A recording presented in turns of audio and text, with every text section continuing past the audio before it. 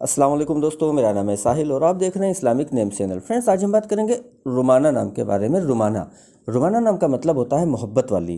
तो फ्रेंड्स, जिनका नाम रुमाना होता है इनके लिए हर महीने की 1, 10 और 19 यानी 1, 10 और 19 ये 3 डेट्स लकी और अच्छी होती हैं।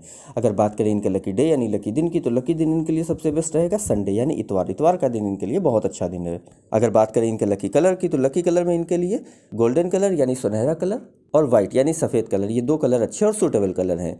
अगर बात करें इनके लकी स्टोन की, तो लकी स्टोन में इनको रूबी यानी पुखराज, रूबी यानी माणिक स्टोन यूज़ करना चाहिए, इनके लिए अच्छा और सूटेबल स्टोन रहेगा। अगर बात करें इनके लकी नंबर की, तो लकी नंबर है इनका 1 यानी 1 नंबर इनका लकी नंबर है।